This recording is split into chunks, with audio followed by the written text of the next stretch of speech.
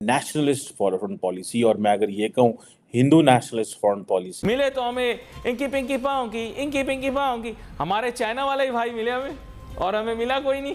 हमारा तो उनके साथ कंपैरिजन ही नहीं है। इंडिया हमसे डरता है, इंडिया हमसे डरता है। और ये जो इंडिया जिसे वो कहते हैं ना, कई लोग कह रहे हैं कि the India is going to be a Hindu superpower. के साउथ एशिया को इंडिया ने बचा लिया है। भारत ने साउथ एशिया को इमर्जिंग मार्केट्स और इमर्जिंग इकोनॉमीज में तो लाकर खड़ा कर ही दिया है। इंडिया साउथ एशिया कंट्री की इकोनॉमी को लीड करेगा। ऐसी ऐसी बड़ी बड़ी बातें कि पाकिस्तान में वो स्ट्रेटेजिक इन्वेस्टर आ रहा, वो फॉरेन इन्वेस्टर आ रहा, वो गोरों की कंपनी आ रही है, वो अरबों की कंपनी आ रही है, वो यूरोपियन कंपनी आ रही है, हमारी स्टेक के पीछे पागल हो रहे हैं, स्ट्रेटेजिक स्टेक लेना चाह रहे हैं, वर्ल्ड बेस्ट परफॉर्मिंग मार्केट्स। लेकिन फिर मैं हैरान रह गया, मैंने कहा यार ये इसमें से कुछ भी नहीं हुआ। पाकिस्तान एक एक्सट्रीमिस्ट है, पाकिस्तान के अंदर सारे जहादी लोग रहते हैं, पाकिस्तानी लोगों को ये शऊर ही नहीं है। ये जो झूठी हमने बनाई हुई है ना दुश्मनियाँ, और ये सारी ख़त्म करनी पड़ेंगी। ईरान से हमारा कोई ताल्लुक नहीं है लड़ाई वाला, इंडिया से कोई ताल्लुक नहीं है भाई, दुनिया आगे जा रही है। किसी एक कंट्री में ऐसी डेवलपमेंट्स हो रही हैं कि जिससे ये पूरा रीजन आगे बढ़ रहा है, तो वो इंडिया है। देखिए, नरेंद्र मोदी वो वजीर आजम है जिसका फॉरेन पॉलिसी का जीरो एक्सपीरियंस, लेकिन वो जज कर गया था कि मेरा मुल्क कहाँ खड़ा हुआ, और उसने वहां से फिर शॉट मारे। ख्याल है कि वाघा का रास्ता भी खोलें, ट्रेड करें, उनको भी पैसे हैं, हमें भी पैसे हैं। अगर वाघा खुलता है तो सारी चीजें जो है यहाँ से आगे जाएंगी। IMF का प्लान देने का मतलब ये थोड़ी है कि आप मुश्किलात से निकल जाएंगे, आप तो मजीद मुश्किलात में क्यों। मईशत का हाल बहुत बुरा है, लेकिन मुल्क बड़ी इंटेलेक्चुअल करप्शन का शिकार है। जी दोस्तों, बगे वीडियो दर जाने से पहले मैं बता दूं कि वर्ल्ड बैंक ने जो रिपोर्ट जारी की थी, उसने कहा था भी साउथ एशिया में इंडिया के साथ जो देश रिलेशन अच्छे रखेगा वो ही तरक्की करेगा, क्योंकि इंडिया 7.5 के हिसाब से तरक्की कर रहा है। तो जो पाकिस्तानियों के लिए बड़ी परेशान कुन बात है। तो चलो पहले वीडियो देखें अमेजिंग, फिर बाकी बातें बाद में करते हैं। वर्ल्ड बैंक की साउथ एशिया रिपोर्ट आ गई है, जिससे ये पता चलता है कि साउथ एशिया को इंडिया ने बचा लिया है। भारत ने साउथ एशिया को इमर्जिंग मार्केट्स और इमर्जिंग इकोनॉमीज में तो लाकर खड़ा कर ही दिया है। लेकिन इसी के साथ वर्ल्ड बैंक की रिपोर्ट ये कह रही है कि region will be fastest growing in 2024। तो ये जो रीजन फास्टेस्ट ग्रोइंग इन 2024 है, ये सिर्फ इंडिया की वजह से है। इसकी वजह ये है कि इसमें जो डिटेल्स मौजूद हैं वो ये बताती हैं कि पूरे रीजन में अगर कोई कंट्री इस वक्त तरक्की कर रहा है, अगर किसी की GDP तेजी से आगे भाग रही है, और अगर किसी एक कंट्री में ऐसी डेवलपमेंट्स हो रही हैं कि जिससे ये पूरा रीजन आगे बढ़ रहा है, तो वो इंडिया है। मैं ये इसलिए कह रही हूं कि मैं आपको ये बताती हूं कि उन्होंने जो जायजा पेश किया है उससे हमें क्या पता चलता है।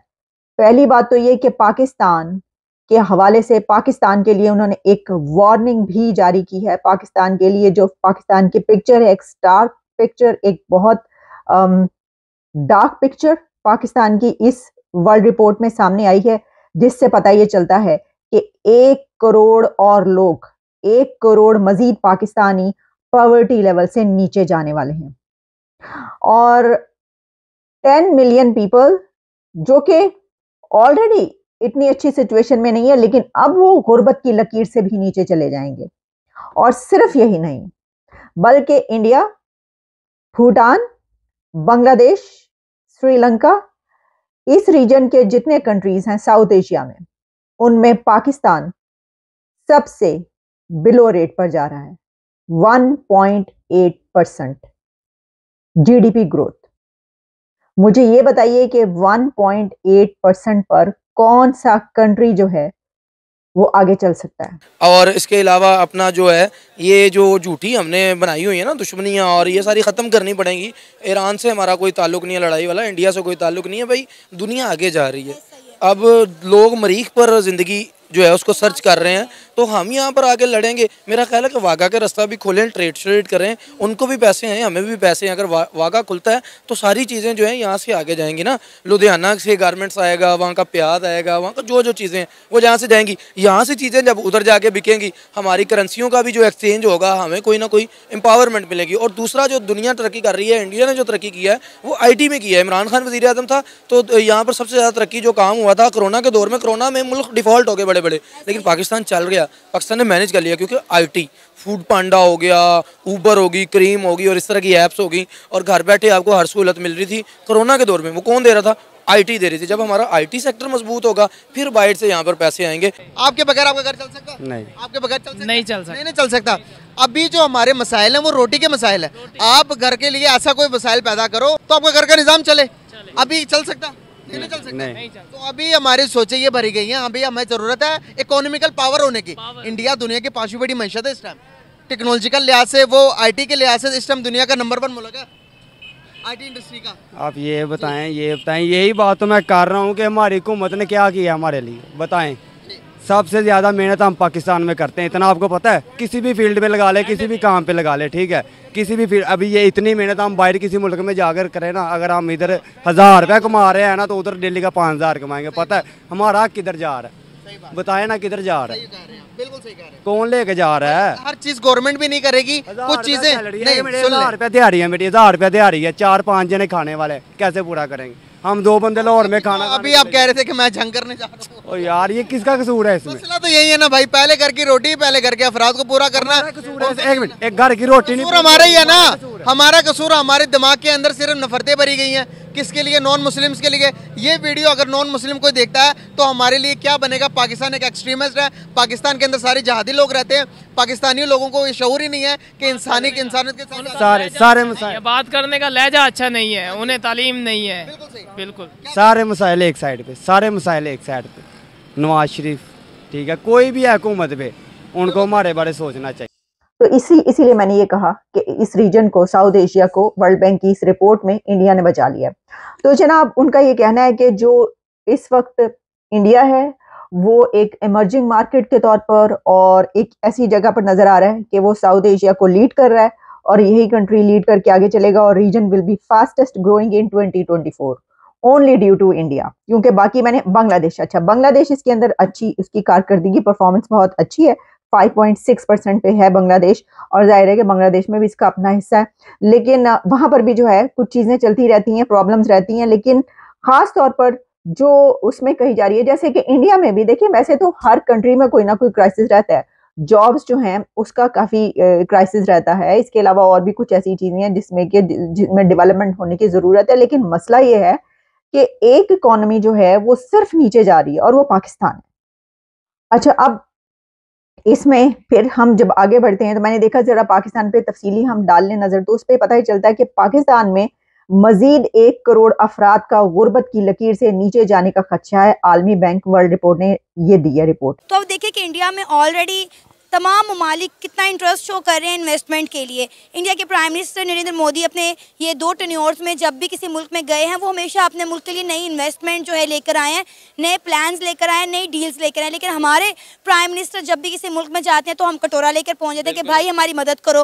तो ज़ाहिर है इन चीज़ों को देखते हुए वर्ल्ड बैंक ने साफ साफ कह दिया कि पाकिस्तान में दूर दूर तक जो है स्टेबिलिटी नज़र नहीं आ रही। और वाकई में अगर आप देखें तो पाकिस्तान में जितनी महंगाई हो चुकी है, मिडिल क्लास जो फैमिली थी वो इतनी ज़्यादा गरीब हो चुकी है कि अब उनके हालात जो हैं, मतलब हमें देखकर दुख होता है। ऐसी बात है। अब देखें इंडिया की अगर हमारा तो उनके साथ कंपैरिजन ही नहीं है। वहाँ पे जितनी यूनिवर्सिटीज़ हैं वो टॉप 100 में सारी वही आती हैं। पाकिस्तान की एक आधी यूनिवर्सिटी भी नहीं आती। वहाँ पे माइक्रोसॉफ्ट, एप्पल, हर किसी ने अपने वो प्लांट्स वहाँ पे लगाए हुए हैं, मैन्युफैक्चरिंग यूनिट्स वहाँ पे हैं। उनकी ग्रोथ कैसे नहीं होगी?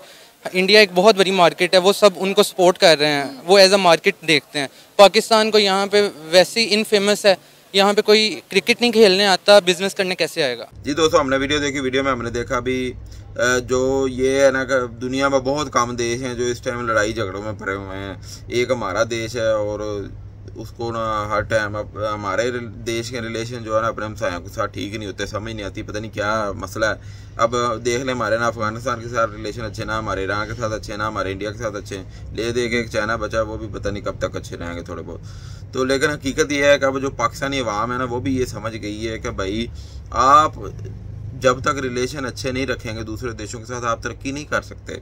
अब खुद ही हिसाब लगाएं, इंडिया है वो 7.5 के हिसाब से तरक्की कर रहा है, पाकिस्तान 1.8 के हिसाब से कर रहा है। ये कोई बात करने वाली? दोनों देश एक साथ आज़ाद हुआ है, आज इंडिया कहाँ पहुँच गया, पाकिस्तान कहाँ पे खड़ा। ये पाकिस्तानी अवाम कभी नहीं चाहती कि हमारी इंडिया से लड़ाई हो, लेकिन ये जो लड़ाई झगड़े ये समझ नहीं आते, ये क्या, कहाँ से हमें कहाँ लेके आ गए, हम कहाँ पर खड़े हैं आज। आज दुनिया कहाँ पहुँच गई, चांद पे, हम इधर ही ज़मीन पे धक्के खा रहे हैं। कोई हमारे देश का कोई वाली वारिस नहीं है। सबसे पहले हमें ये सीखना पड़ेगा कि भाई हमने अपने देश को कैसे आगे लेके जाना है। या दूर क्या जाना, ये देख रहे मोदी साहब को देख रहे हैं, वो कैसे लेके गए अपने देश को, कैसे लेके चल रहे हैं। कमाल है। उन्होंने जो भी स्टेप लिए हैं अपने देश के लिए, वो छक्के पे छक्का मारा उन्होंने। ये रियलिटी है, पूरी दुनिया मानती है इस बात को। पाकिस्तानी भी मानेंगे पर थोड़ा टाइम लगेगा। अभी काफ़ी हद तक लोग मान चुके हैं कि भाई मोदी साहब, जब मोदी साहब आए थे ना तो ये वावेला किया जाता था पाकिस्तान में भी। जब ये वज़ीर आ रहा थे गुजरात के तो वहाँ पे बड़े दंगे फसाद हुए थे। लेकिन हकीकत में आज के दौर में हम देखें तो मोदी साहब 10 साल हो गए हैं, कोई दंगे फसाद नहीं हुए इंडिया में। इंडिया बहुत आगे निकल गया। इंडिया को उन्होंने ऐसा लीड किया कि अब दुनिया मिसाल देती है कि वाकई भी 10 साल में इंडिया का नक्शा बदल दिया मोदी साहब ने। अब आने वाले जो 5 साल हैं वो किसके होते हैं ये तो आप भी बेहतर बता सकते हैं किसके। लेकिन जो रियलिटी है ना वो आज खुल के सामने आ रही है अवाम के कि वाकई इंडिया साउथ एशिया में टॉप पे जा रहा है। इसमें कोई शक नहीं है। तो जो दूसरे उसके साथ के देश हैं ना, उन्हें हमें दूर देखने की ज़रूरत नहीं, इंडिया से सीखने की ज़रूरत है। जब हम इंडिया से सीखेंगे तो फिर हम आप इंडिया को कम्पीट भी कर सकेंगे। लेकिन ये बातें जो हमारे हुक्मरानों को समझ नहीं आनी। जब इंडिया से हमारे रिलेशन अच्छे होंगे तो फिर हमारी इकॉनमी भी ग्रो करेगी। देखें इंडिया से रिलेशन, सादा सी मिसाल है, इंडिया से रिलेशन ना अच्छे होने की वजह से जो पाकिस्तान का क्रिकेट बोर्ड और इंडिया का क्रिकेट बोर्ड, उसमें कितना फ़र्क है। अगर हमारे इंडिया से रिलेशन अच्छे हों, इंडियन टीम जब इधर आएगी तो जो रेवेन्यू पाकिस्तान को मिलेगा तो वो हम कहाँ पे खर्च करेंगे। जो हमारे क्रिकेट ग्राउंड है जो 1980-90 के हैं वो अपग्रेड होंगे। क्योंकि आज हम इंडिया के क्रिकेट ग्राउंड देखें तो पाकिस्तान के क्रिकेट ग्राउंड देखें तो ज़मीन आसमान का फ़र्क नज़र आता है। तो सबसे ज़्यादा नुकसान किसको हो रहा है इंडिया से झगड़ा करने का? पाकिस्तान को हो रहा है, इसमें कोई शक नहीं। बाकी आप इस बारे में क्या कहते हैं, अपनी राय का इज़हार कमेंट में ज़रूर कीजिएगा। मिलते हैं अगली वीडियो में, अपना ख्याल रखिएगा।